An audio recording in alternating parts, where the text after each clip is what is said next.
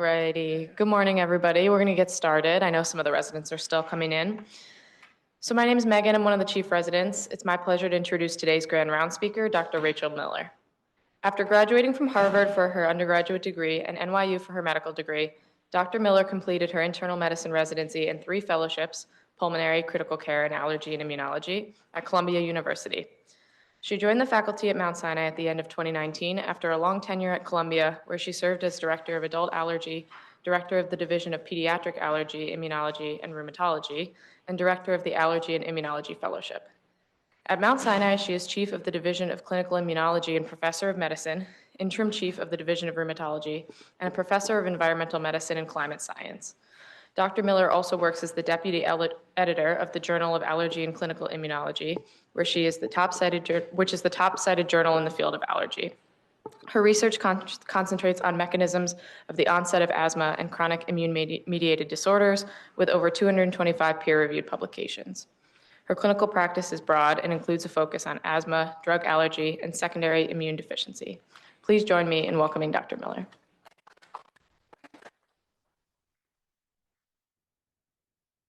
So thank you so much. I'm really excited to be closing out Grand Rounds for 2024. Yay, I can't believe it. The residents asked me to give a clinical allergy talk, not a research talk. So I thought within a nanosecond that it really had to be on drug allergy because there's really a lot going on, a lot that I think we could share in terms of how to take better care of our patients. And truthfully, they're really my favorite patients to see, although don't tell my asthmatics that. But the drug allergy patients, we can do a lot for them, and they walk out of our clinic happy, smiling, and it's really great. And so I like to share some of the things that we could do very much on a practical level as well in the field of drug allergy. But today, I don't have anything to disclose. So this is clinical Grand Round. So therefore, we will start with an illustrative case.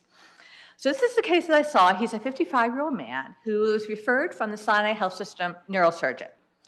His story is that he has L4, L5 spondylolisthesis, and it was really very symptomatic for this man. It was really continuing to worsen. Also in his recent history is that a few years ago, he had hand surgery at a Sinai-affiliated hospital. And during that surgery, he developed severe sudden bradycardia, and actually they had to give chest compressions. The anesthesiologist at the time attributed this to a reaction to fentanyl or vasopressin. So when it was determined that he needed spine surgery at, again, a Sinai Health System hospital, the advice that they had received based upon what happened years ago, was to avoid fentanyl. So that's what they did. And after induction, he developed very severe hypotension, bradycardia. He required high-dose epinephrine, and the procedure was stopped. He was stabilized after a relatively prolonged ICU admission. So as part of the history, when we were able to evaluate him after all that happened and he was stabilized, we look back in the medical chart and you can see that not only the hand surgery and spine surgery, but he also had a colonoscopy years ago. He had received Propanol and was fine. And then when we look at the medicines, because of course there was a suspicion of him having an adverse drug reaction, there are a lot of medicines that received during both procedures. Some were during both procedures, some were none in one, some were not in the other. Some were received and actually not well documented. And that was really a good starting point for figuring out what may have happened. Also of note was his past medical history, which was notable for eczema, which was severe as a child. His hands would turn red if he wears latex gloves for a long period of time. And he gets hives after eating crabs, and he has allergic rhinitis when exposed to trees, molds, ragweed, cats, dogs, and dust mites. And he says, maybe when this is all over, I'll start some allergy shots. So again, very concerned about him having a severe drug reaction, anaphylaxis in the operating room. And what we decided to do was to take a look at what he was exposed to, documented, maybe not so documented, including things like latex and chlorhexidine, and conduct some allergy skin testing to see if we could figure out what happened to this man. So we did that. And we created a protocol. We figured out what drugs should be tested, what drugs could be tested, and came up with a variety of drugs that need to be tested for in our office, both epicutaneous skin testing, intradermal skin testing, and turned out, a little bit to our surprise, that he was actually allergic to 2 drugs, not 1. One was preservative-free lidocaine, so it didn't have any sulfites in it, and the other was chlorhexidine.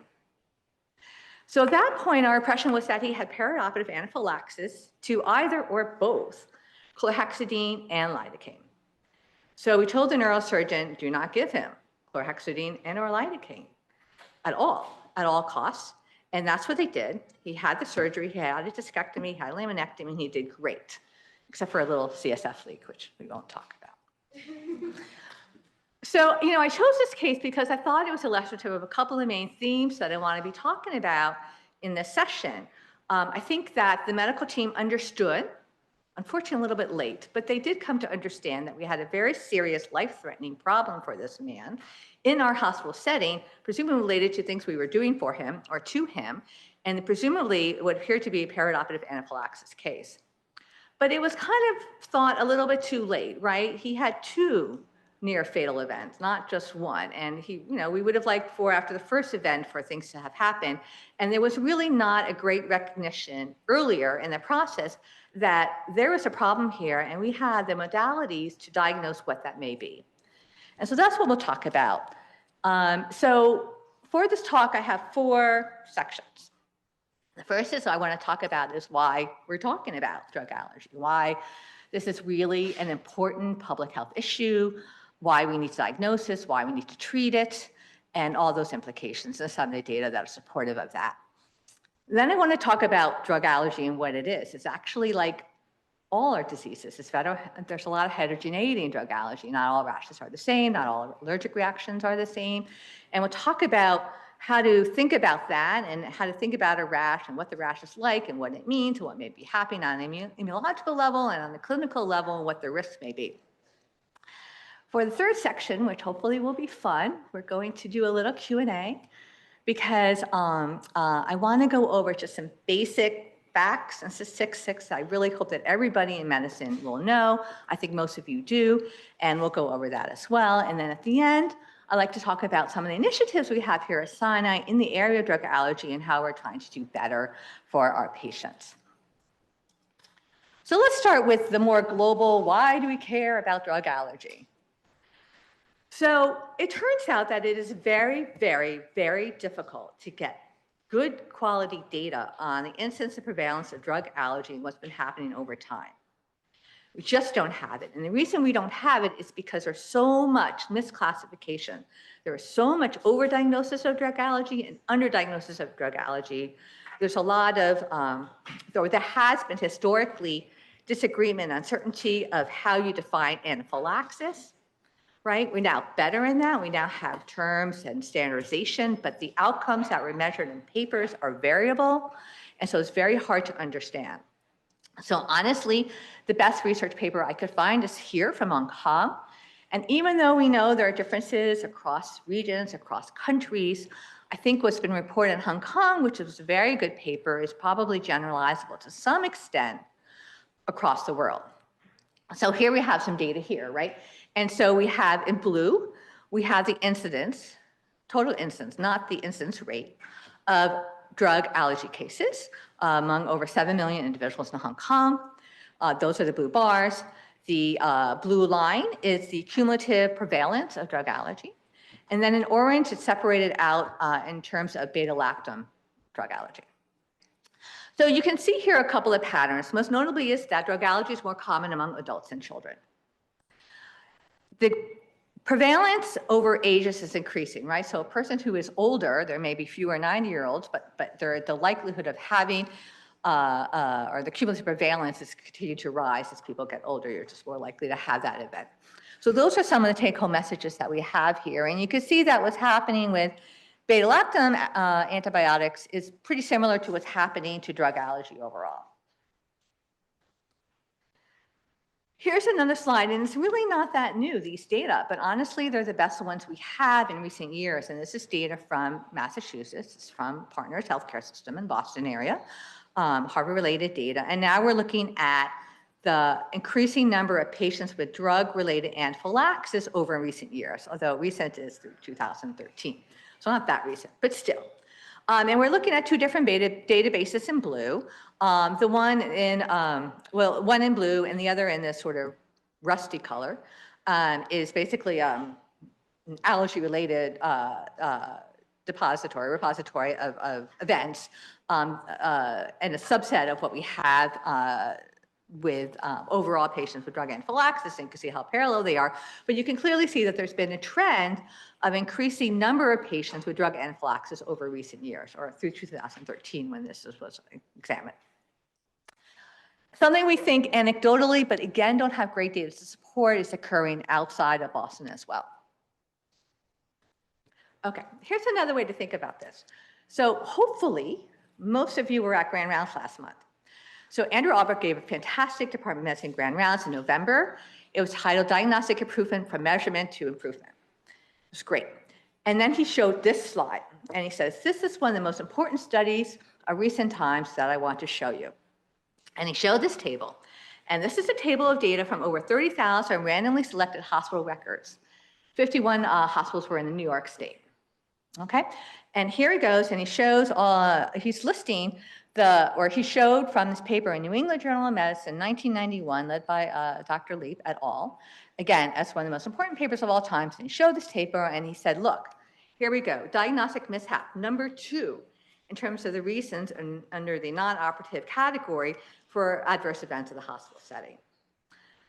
So today, we're not going to talk about number 2, because he already covered it and it was fantastic, but we're going to talk about number 1 in this paper, and that's drug-related adverse events. So again, from this study from 30 years ago, it was shown that drug complications are the most common adverse event in the hospital setting at a rate of 19%. 14% of those are considered drug-related complications due to allergy. 30 years ago. Then Dr. Arbeck, professor at UCSF, then he showed this slide and he says, oh, wow, here we are 30 years later and we're not better, right? And here we go. And I put in Sinai peak, the adverse drug events, now in this particular slide at a rate of 39%. In a publication from 2023, this is over 2,800 admissions from 11 hospitals in Massachusetts. 39% of all adverse events are related to drug. All right, so this is still a problem across the world. Drug allergy, for sure, is a global public health concern. It accounts for 2% hospital admissions, about 14% of emergency department visits. It leads to hospitalization, about 15% of those. Drug allergy definitely occurs among people who are sicker with chronic illnesses. They're exposed to more drugs, they have more complications, for sure. I showed you a slide earlier that the risk increases with age. And antibiotics lead the way, right? Antibiotics account for 50% of all anaphylactic reactions that are reported to the FDA, 1999 to 2019. But we really need to be aware of what's coming from behind, and it's getting up there, and those are monoclonal antibodies, which obviously we're prescribing more and more and more. And if you look at the data from 1999, that was about 2% of drug reactions. And if you look at it from 2019, it's over 17%. So this is clearly our more recent prescribing patterns in our age of precision medicine are not making this problem go away. It's actually introducing probably another category that we need to be aware of. Here's the flip side. Drug allergy is bad, but drug allergy labels are also bad, very bad for patients. Again, another global health problem. Patients with an allergy labeled, their electronic medical record says allergic to penicillin. Those patients, they get alternative broad-spectrum antibiotics when they get sick. They get alternatives more frequently, and they get more frequent complications because of that. They have higher mortality rates, they get more C. diff, they have more hospital readmissions, they get more RMSA, they have a higher prevalence of depression, anxiety, surgical site infections, lots of complications related to the beta-lactam allergy label in the chart, longer hospital stays, hospital costs are higher, and there are many papers that have shown this. Consequences of being labeled correctly or incorrectly as allergic to a beta-lactam antibiotic. Okay, so let's talk about some of these hypersensitive reactions so we can at least have an understanding of what's going on and how to identify it. And I'd like to go through some of the more common ones that we see. First, let's think about the types of drug allergies and hypersensitivity, right? Not everything is Ig-mediated immediate response to a drug with cross-linking of the Fc epsilon receptor and so forth. There are lots of types of drug allergies, right? There are Stevens-Johnson's, there's various hypersensitivities, there is acute generalized xanthomatous pustulosis, which we don't see very often, but it exists. There are other types of drug reactions, and of course, there's organ damage related to type 4 mediated diseases, nephritis, liver injury, so forth. And so when we see a patient, we think about all these different types of reactions. We think about what is the patient presenting with? Do they have problems with their livers? Do they have problems? Do they have a high eosinophil count? When is this showing? When do they see the drugs? And it helps us sort of think about the various types of hypersensitivity reactions that can be occurring. So this is sort of the basic overall look when we see these patients. And we think about the pathology. We know so much more now about drug allergy endotypes that we did years ago. So for example, when I was younger, earlier in my stage, we always learned that, okay, there's Ig-mediated drug reactions, right? We have cross-linking of the epsilon R1 on the cell surface of mast cells triggered by IgE, and that cross-linking induces the mast cells to degranulate, and all these pro-inflammatory mediators are released, and patients get sick. And they can get sick, they can get rashes, they can get urticaria, they can get anaphylaxis. And that's what we thought about with drug allergy most of the time. And we also knew that there was this other category, and we called it other. Or maybe we called it anaphylactoid reaction, or maybe we called it red man syndrome, various names, but it was always this other category because we knew there are other ways for drugs to degranulate mast cells besides the cross-linking the Fc epsilon R1. Quinolones, for example, are notorious for this. Vancomycin is another example. Okay, we now know, great, thanks to modern science, and that other pathway is MRGPRX2, which is mast-related. G protein receptor, couple receptor, membrane X2. And so how are they different? Well, the typical, or not typical, but the more familiar Ig-mediated reaction is we see it with very low dosages. We see it after there's been a prior sensitization period, or maybe there's been some cross-reactivity that wasn't recognized. It could be very dramatic. It could cause hives. It could cause anaphylaxis. We can maybe measure an elevated tryptase, and we kind of know what that looks like most of the time. MRGPRX2, a little different. It tends to be a little bit more dose-related. You don't really need to be sensitized before. It could be with your first dose of vancomycin. But for sure, it's expressed. It's a neuropeptide receptor. And it's widely expressed on mast cells, but it's also expressed on keratinocytes. And so we see it as well as a cause of urticaria, not just a cause of anaphylaxis. We don't know what the biomarkers are. It's a little bit difficult to measure. We don't know whether there are cofactors that are important, but they probably are. Say if someone has a viral infection or alcohol on board, they may be more susceptible to something like this. And so these are arguably the two main endotypes of acute hypersensitivities that we think about. And when we think about drug allergy, we like to categorize the severity of the disease so that we can have standard definitions in our research, which has been a problem in the past. And so we can understand the risk better, right? And so we've come to conclusions that we can grade allergic reactions 0 to 4, where 0 is a little bit of itch, maybe a little rash, maybe a little bit of lip swelling. We've all seen it. Maybe somebody's coughed, maybe they're a little nervous or tachycardic. But then with increasing respiratory issues, with more severe cough, maybe a little trouble breathing, more flushing, more rashing, more whole body stuff, more swelling, the grade goes up and up and up to the point where there could be respiratory and cardiovascular compromise and risk of death, or intubation and through grade 4. So we think about those classifications as well pretty much all the time when we're looking at a patient and assessing their risk and what to do, as well as our research studies, so we can understand how patients go from point A to point B. So who gets drug allergy, right? We're not born with drug allergy. I don't think anybody is. So there's a lot of factors that go into that too, right? There are genetic factors for sure, and there are genetic factors, both of which are a little bit insufficiently understood.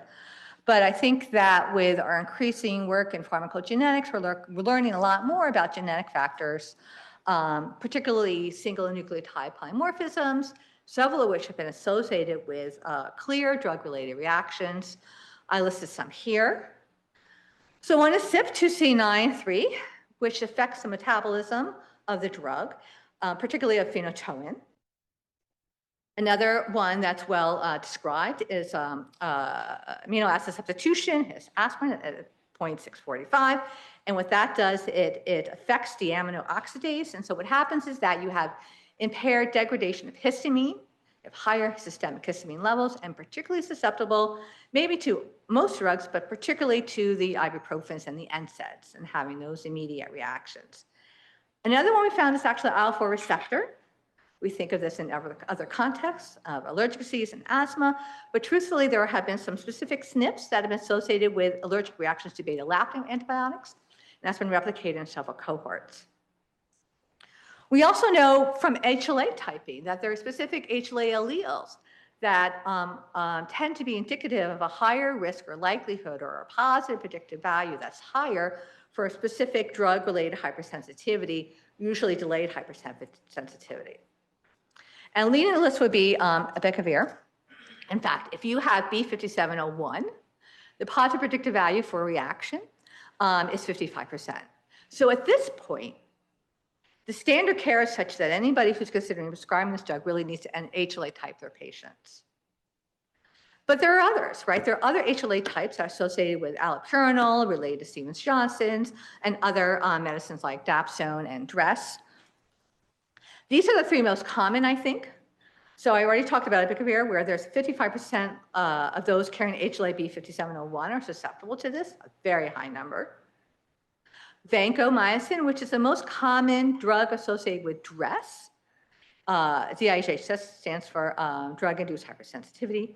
So 20% of those who carry HLA A3201, 20% are at risk for vancomycin-related DRESS, which is a life-threatening disease. 3% of those carrying HLA B5801 are susceptible to allopurinol-related DRESS, less frequent, but a measurable number. And I am sure as we do more and more work in pharmacogenetics, we'll have much greater understanding of the interplay between HLA typing and drug-specific responses to hopefully have safer prescription patterns. And then there's non-genetic factors for why people get drug allergy, and those are a little bit harder to explain. We don't really have great data, but we do know that there are some diseases that just make you more susceptible. HIV is one.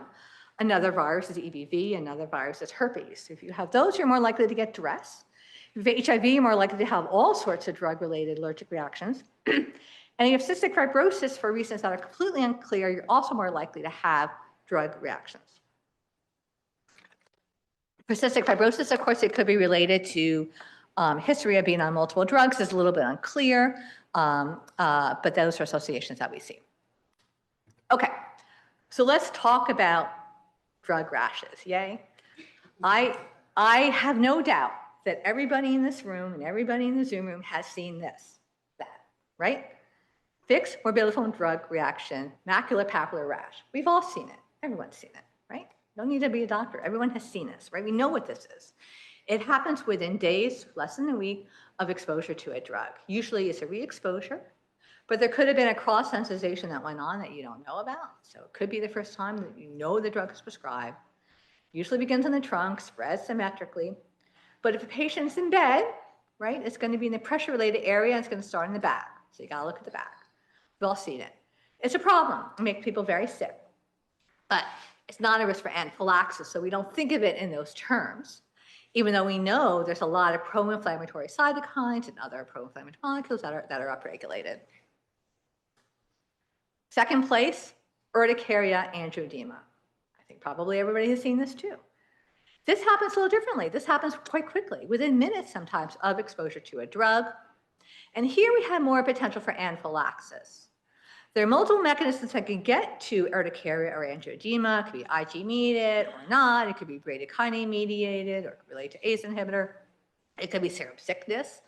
So there are multiple pathologies that go into the development of urticaria and angioedema, which we consider often on a spectrum of diseases with similar immune pathology. And as I said, it's the second most common drug. And because of the risk of anaphylaxis and because of the risk of swelling and perhaps airway compromise, this is potentially a very serious disorder.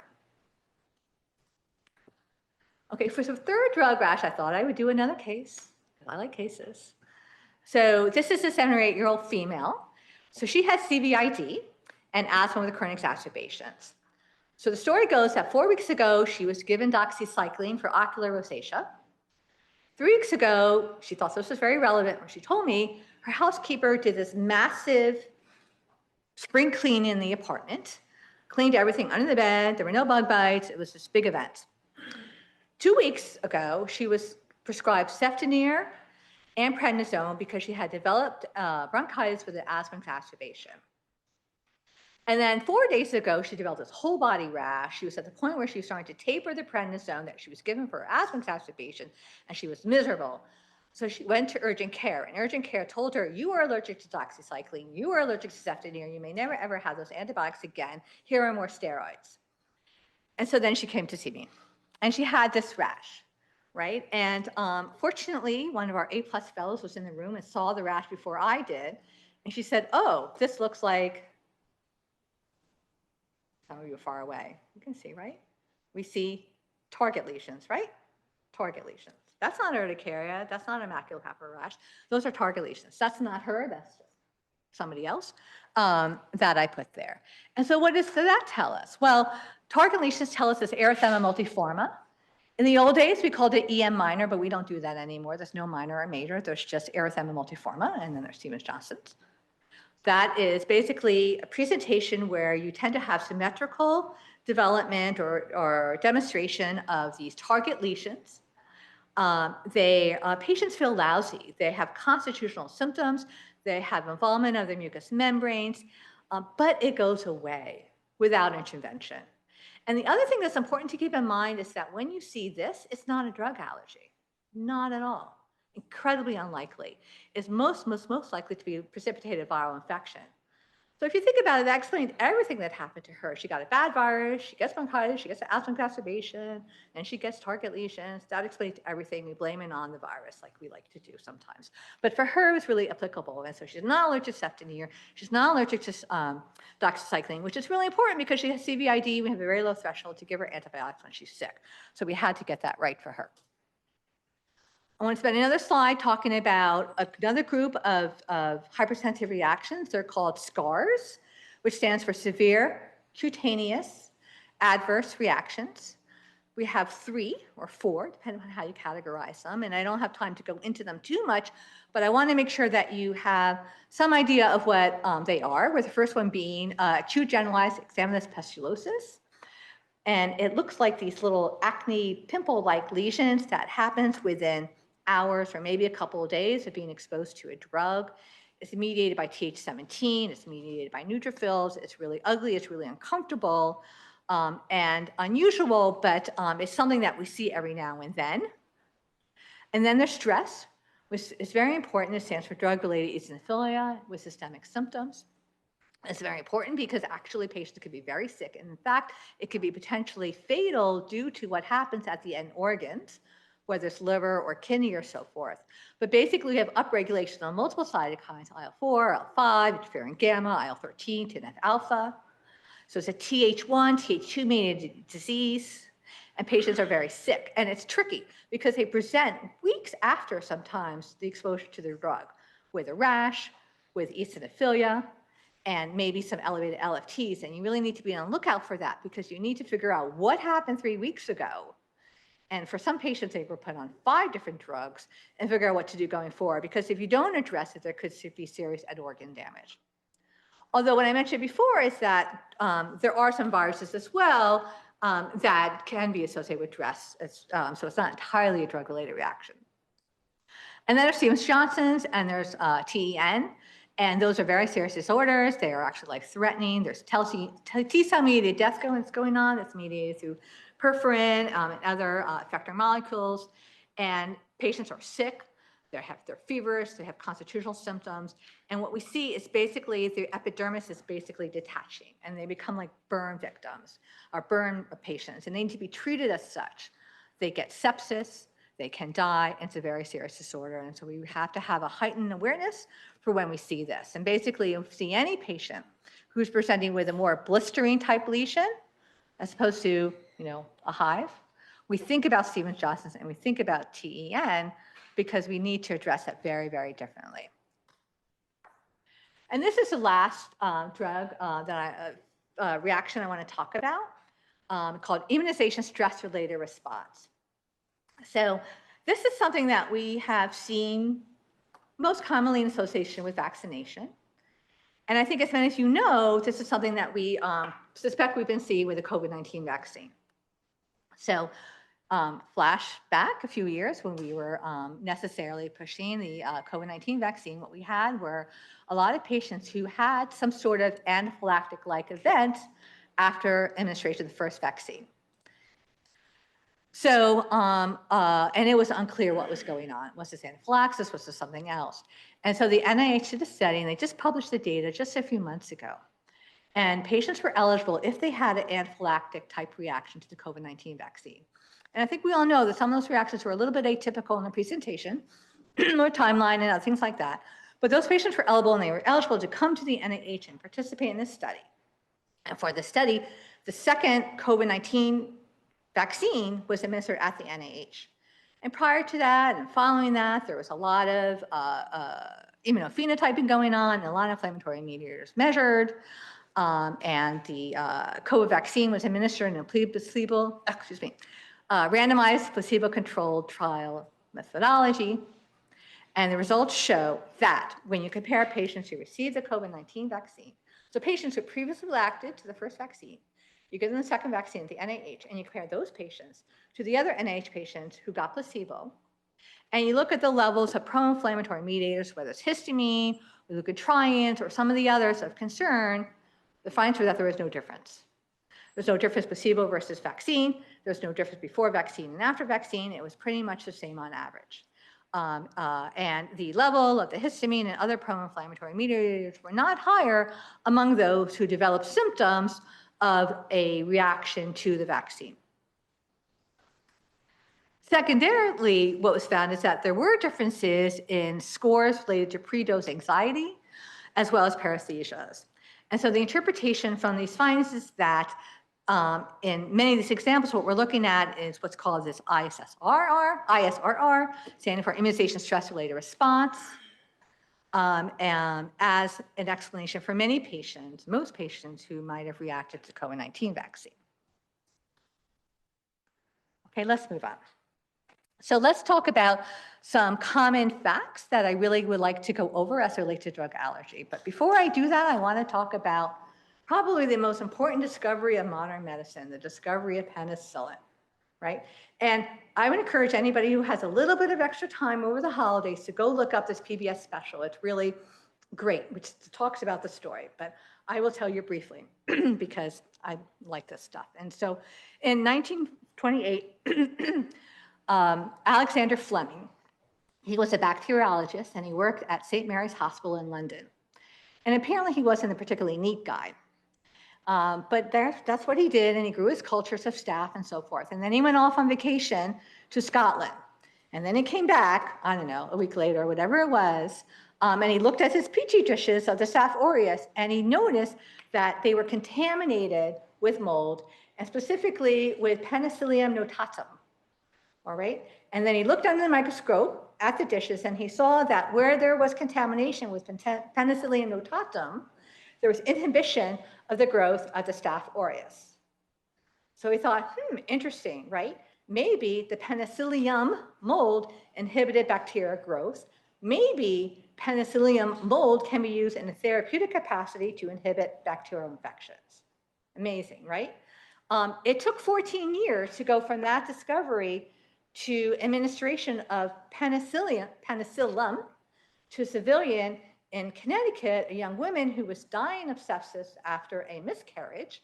But it happened to Ann Miller, no relation to my mother, but it happened to her, and she was treated penicillin, and she recovered from her near-death experience. And now we have penicillin, which is a great, great thing. However, there are some misunderstandings, and I want to go over this. And so I have 4 questions. They're designed to be straightforward. And I think that most everybody will know the answer to these, but I also think that maybe not everybody does, and that's okay. I've been around, I go to grand rounds in 2 different divisions, and I hear things. And I kind of know that not everybody knows the answer to all 4 questions. And so let's go through them, because when we're done, everybody will know, and hopefully we'll do better. So, question number 1. 30-year-old patient, he sees you for sinus infection, right? He has a penicillin allergy in his electronic medical record. When you ask, he says that he had a reaction as a baby when he was treated for an ear infection, and his mother told him that the pediatrician told her he must never ever have penicillin. Anybody hear that story before? Right? Okay, so what is the approximate likelihood that that patient is currently allergic to penicillin? So I didn't set up any electronic response, sorry, I went very low tech. You could raise your hand, you could shout out, you could be quiet, whatever you want. But is the likelihood that this patient is currently allergic to penicillin 2%? Anybody? A few? 10%? A few? 25%? A few less? 50%? Okay. So the answer is 10%. Okay? 9 out of 10 patients with this history are not allergic to penicillin. All right? If the patient said, I almost died and I dropped dead and I was in emergency when they had to resuscitate me when I had penicillin as a child, then there's a 75% likelihood the patient is not currently allergic. That's a big number, all right? What happens? Well, it turns out that you can lose your reactivity over time. And so when it gets to be 10 years later, it's really time to start thinking about whether this has occurred. And only a small percent of people who are truly allergic to penicillin remain long-term reactors. All right, it's not like peanut allergies. Penicillin is different. And there are a lot of problems with the studies that were done before. The outcomes were not well measured. They didn't have penicillin skin testing and so forth. There's a lot of not great methods going on. Next question. 30-year-old patient seizure for sinus infection. He has a penicillin allergy and his EMR. When asked, he states that he had a reaction as a baby when treated for an ear infection, and his mother told him that pediatrician told her he must always avoid penicillin. I repeat this because I've heard this 1,000 times. I know you've heard it 100 times, and so you're going to hear it 3 times. Okay, so in this case, what is the likelihood that this patient is currently allergic to a cephalosporin, which is what you rather use to treat this particular sinus infection? Is it 2%? Hands? We have some hands, good number. 10%? A little bit, 25%? No. 50%? No. Right? Okay, so the correct answer is 2%. It's a low, low number. It's barely higher than anybody else. Whoops. Okay, one more question in this group. 30-year-old patient seizure for gonorrhea. Is penicillin allergy in his chart? When asked, he had reaction as a baby, ear infection, mother told him, pediatrician told her, never ever ever penicillin. Patient has gonorrhea, you want to treat it, you're the ED physician or wherever. What should you do next? Should you test for penicillin allergy? Should you test for cephalosporin allergy? Or should you give the ceftriaxone IM or the equivalent because that's what you think is the best way to treat gonorrhea? Anybody for next test for penicillin allergy? Okay. Anybody next test for cephalosporin allergy? Okay. Anybody next give ceftriaxone? Okay, great. Of course, you give it, right? No concerns. Give it. Don't call us. You can call us, but we'll tell you to give it. Okay, so here are some facts. About 2% of patients who are truly allergic to penicillin, meaning they have a positive skin test, they have cross-reactivity with a first or second generation cephalosporin. 2%, that's a very low number. That's barely higher than the general population. It's a very, very, very low risk. Reasons for that, problems with the study, contamination with other molds, cephalosporins, things like that. The risk goes down further from 2% if you're talking about a higher generation cephalosporin to about 1%. It's really not there. You can give it. Furthermore, I will add that if you have a patient who's truly allergic to penicillin and you want to give something like imipenem or meropenem, you can, because the likelihood of allergic reaction is about 1%. Or you could test, depending on the scenario, but you can give it, and it's very unlikely to be a problem. Having said all of that, there are other things to be aware of related to the chemistries of various drugs. So if you have a patient who's allergic to astrinam, that patient should not get ceftazidime because they have the same R group. And there are other things to keep in mind. I told you that if you have a penicillin allergy, likelihood you can have a problem with cephalosporins, about 2% if it's a first generation. But the reverse is not true. If you're allergic to cephalosporin, the likelihood that you're allergic to penicillin is actually as high as 25%. So that's something to keep in mind. much lower for other antibiotics. So what I do is, because I can't memorize this, it's just too much for me, I carry this in my iPhone because I'm a little bit of a drug allergy nerd, but these are all the cephalosporins and all the various cross-reactivities. And at first glance, you can see that it's variable. And if you look at the R chain, the side chain, you can see some red where the R chain, side chain is the same, and you see some gray where it's similar. So based upon chemistries, we can suspect likelihood of cross-reactivity, but for many of these cephalosporins, we suspect there's really no cross-reactivity at all. So something like this is a really good starting point to figure out what to do with a patient who comes in and says, I don't know, I had some cephala something and something bad happened, and you're trying to figure out what to do. Okay, one more question. 70-year-old man with CHF, acute CHF, I want to say. He tells you that he has a sulfur allergy. Okay, he doesn't really remember what happened, but you probe. He says, oh yeah, I got some antibiotic when I was younger for a UTI or something like that. But you think in that particular clinical situation that the best medicine the patient should receive is furosemide.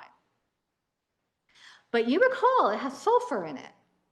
And in fact, you actually do the extra thing and you actually look up the package insert and you read it and it says caution and sulfonamide allergy. So now you're wondering, what should I do? And by the way, the patient is coughing a lot and you actually want to treat him for bacterial bronchitis. So what should you do next? You should give the Lasix. You should not give the Lasix, give something else. You should test for sulfa antibiotic allergy. Next, right? Who number one? Give the furosemide. Just a couple. Don't give it. No, shy. Test for sulfa antibiotic allergy. Just a few. Okay, it's okay. We can be shy. All right. There's actually two best answers. All right. Sorry, I know. Okay, so you can give it, and I'll explain why. But you should also test for sulfa antibiotic allergy. So let me explain. Right. So when we think about sulfa, not sulfur, you actually cannot be allergic to sulfur. That's actually not compatible with life, right? But you can have a high hypersensitivity to sulfonamides, but that is not the cause of hypersensitivity to sulfa antibiotics. It's actually another moiety called the arylamine. That's what causes the reactions to Bactrim, but not the sulfonamide reaction. So that if you have a patient with a history of allergic reaction to a sulfa antibiotic, they can have another medicine with a sulfonamide derivative with no concerns whatsoever on the clinical reactivity level, okay? Whoops. Uh-oh. We're stuck. Okay, one more drug I want to go to because I think it's important that we spend a minute or two regarding NSAIDs for many reasons. One, there's a lot of NSAID hypersensitivity that's reported. Number two, we need to get it right when we're talking about pain medication, right? Because we all know we have a societal problem here related to opioid overprescriptions. So this is some very telling data here that was just published a few months ago. This is a study of over 38,000 patients, almost 39,000 patients who were discharged from the OB service and had either vaginal delivery or cesarean delivery. And as you can imagine, if patients reported an adverse drug reaction to ibuprofen, they were far less likely to be prescribed ibuprofen. Instead, they were prescribed opioid for their pain control. All right? That's what we see here. And that's a lot of opioid prescriptions. All right? And as important as pain control is, we also know that even though aspirin and NSAIDs cause a lot of problems, they cause rash, they cause hives, they cause swelling, they cause aspirin-exacerbated respiratory disease or NSAID-exacerbated respiratory disease, lots of bad things. We also know that there's a lot of misclassification, again, when it comes to ibuprofen allergy. And it's not that people outgrow it. I told you people outgrow penicillin allergy. They don't usually outgrow ibuprofen allergy, but there's still misclassification. They actually had a viral infection. Who knows what caused the rash or the eyelid swelling. And so it's really important that we test these patients. And I have a few surgeons that just automatically refer to us for this exact reason. And here's a study that shows, actually, I'll look at the below graph first. When you actually test patients in clinic to see whether they're allergic to the ibuprofen through a controlled, graded oral challenge, turns out the overwhelming majority of them do just fine. And only a sliver of them show evidence of having an allergic reaction, either acute or delayed. So there's a lot of room for delabeling people from ibuprofen. And we do the challenges in the clinic through various steps as listed here. Let's go back to our case, remember? Perioperative anaphylaxis. What happened to this guy, right? This was a guy, a lot of back pain, difficulty walking, a lot of things going on. And why did he almost die twice in the Sinai hospital system? Not good, right? Was there a clue that maybe if we thought about it would have made us put a little heightened awareness of what he might have been susceptible to? So it's like taking the boards, right? There's no words that are wasted here, right? And there were clues for this guy. Let's go. Again, past medical history, eczema, severe as a child, hands turn red when he wears latex gloves, hives after eating crabs, rhinitis after trees, moles, dogs, cats, dust, perioperative anaphylaxis to chlorhexidine and or lidocaine. Where's the clue? Was there a clue? Anybody? I know some people know. Okay. I'm not sure what's going on here.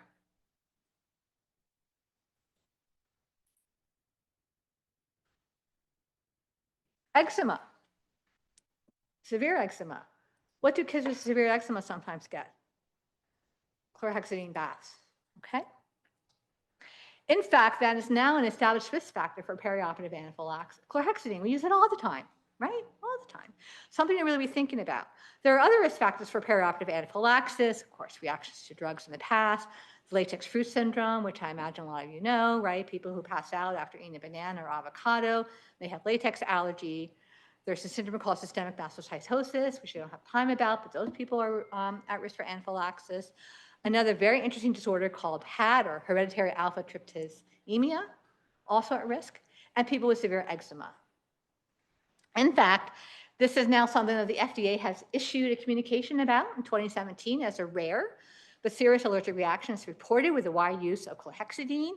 It's been increasing. I feel like it's a new latex. I certainly have seen several horrible cases, horrible consequences of systemic reactions to chlorhexidine to people who are exposed topically.